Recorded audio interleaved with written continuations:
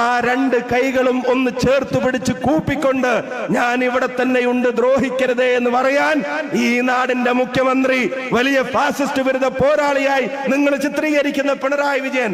രാവും വൈകുന്നേരവും രണ്ടു നേരവും ചെന്ന് സാഷ്ടാംഗം വണങ്ങുന്ന കാഴ്ച കേരളത്തിലെ ജനങ്ങൾ കണ്ടിട്ടുണ്ടെങ്കിൽ പരസ്പരമുള്ള ED കേസുകളിലും അതുപോലെ തന്നെ കുഴൽപ്പണ കേസുകളിലും പരസ്പര ധാരണയുടെ അഡ്ജസ്റ്റ്മെന്റ് കഥകൾ കേരളത്തിൽ നാട്ടിൽ പാട്ടാണെങ്കിൽ ഒരു കാര്യം ഞങ്ങൾ പറയുന്നു, ഇവരോട് രണ്ടുപേരോടും,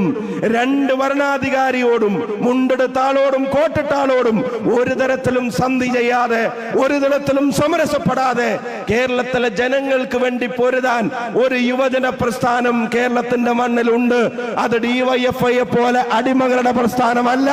അത് യുവമോർച്ചയെ പോലെ അന്ധഭക്തരുടെ പ്രസ്ഥാനമല്ല,